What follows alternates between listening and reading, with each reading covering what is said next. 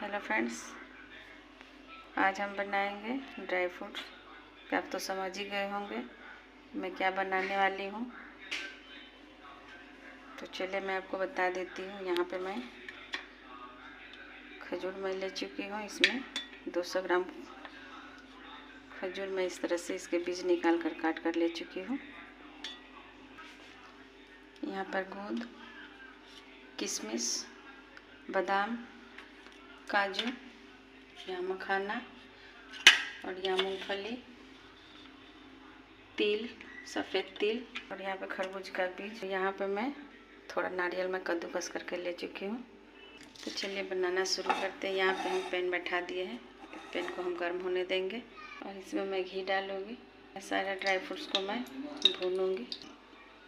तो यहाँ घी अच्छे से गर्म हो चुका है। यहाँ सबसे पहले मैं डालूँगी और इसे भूनूँगी बहुत ही अच्छी तरह। लावा के जैसे फूटेगी। यहाँ देख सकते हैं लावा की तरफ फूट चुका है। इसे मैं निकाल